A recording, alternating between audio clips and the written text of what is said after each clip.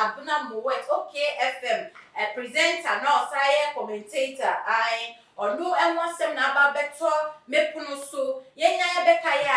Abuna Moweti, or Wari, and annual day, Chemoye, March 27th, 2021, no, na the bra or yeah. Wedi no mo semi ye den eba ebeto oja na ni bema or worry no ono so no wo country me bi a chese abrankofo congratulate omuna na chese abaye su di beto oja o ka se nyame betua Joel kapa ye ebiso ne na chimpna ye 6 months ni omunya ipo na chese wosan akone Abuna Mowet akwa de awari yenna ye hunu yankofo di abaye we atemu pi na ya asaba besini sa Abuna Mowet akwakunya accident so wona kwan say wo kona no wakwakunya accident pa na nyame edi no ho afofie ama bibie no ho ye den eto no adofo e mumma ye ko hye video na ye ba madomu suko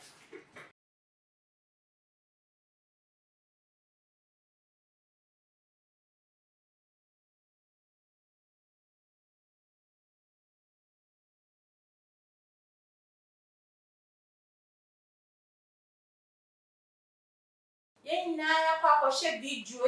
ayre na miase say bibia anye de antron biboni bia se ne nkofo bi esusu yanka ese eto Abuna Mowet no nyame edi no afofie se me din kai eka no biboni be no waye de eto no so hya ne ka no animu ascratch kaka ye de nyame ase Ghana fo no mu bi se mwajimani so pa ye de bi hihye no na bonsai de aka no senka munya ya enka yenua bai enka bibibone de atu no esensa branch economy no ehye aware ko maware no ene mu nseme e ba ya te se enkofo edi branch ya tema se oye Casanova ope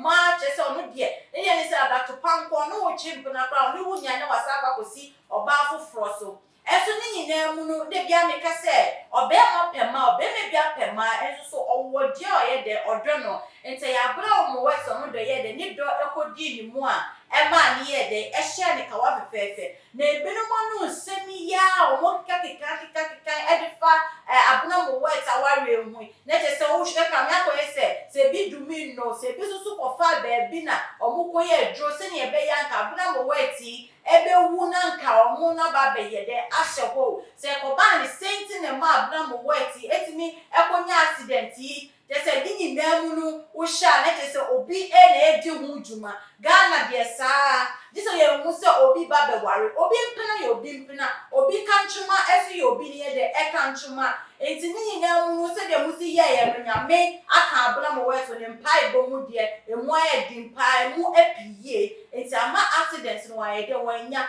na se ba ne se bia Abuna Mowet carelessness ne ma okonya accident ya sometimes no prepare and I say ye pentem akwa adwumenti no sometimes ya ye check ye fuel any ye niema ya ye de niema efa ka no ho wosenka wo hye sire be ya se wo tutini se wo kwa wo kwan so be juju ama ho sometimes na ya ye bu ye ni ye de eguso ye check sa de me ni nyina nti se kona se ko basa na obo se wo nem kwan so a wo ko na no na te so akwa de wo akonya accident and as a biom so no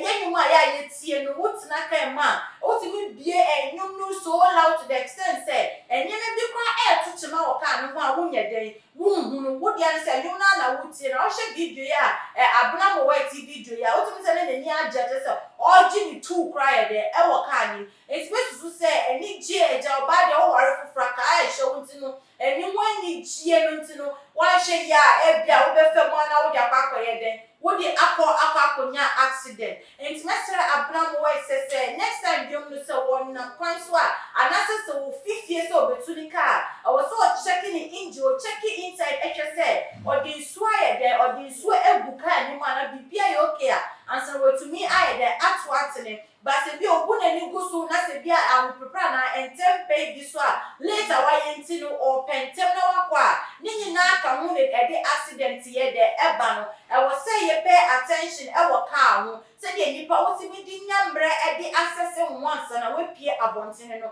saa so na metu fo say wo so say wo access wo car ansa na wetimi ayede wetumi atotene awo lorry kwan so esabra mo weta wo say wo checking we nyina say ne be ya nkofu bia nkomo hwehwe wo downfall no nkofu bia nkomo wishi say wo ka wawari ya na we ko say we bi mo wo no ma omo ya wedding na wo betia 2 months 3 months no ebi wo kwa a week na just nipa na yeden ewu say na nkofu hwehwe saa ma wo no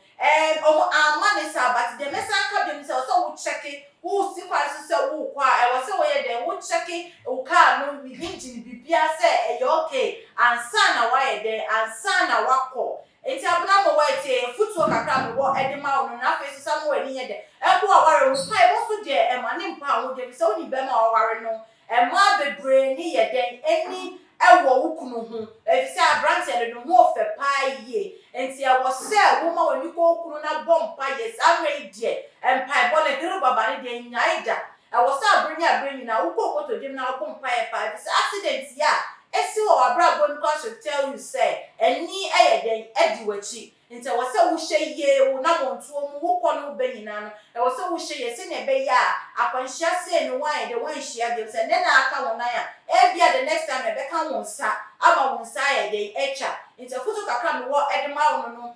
wo susu a wo hye me ni so be say wo kye waji efa ene ensem ye wonti no meso so wo be ko ye YouTube channel no ko subscribe akọ too much GA. We bring you nothing but the best. Now, so I follow you on Facebook, Instagram, and on Twitter. Me di ene ensemi eba makono so no me di e di efia instrument. Efia instrument di odru ba bia wo hre. Eda se na ye besa ehia makra mo.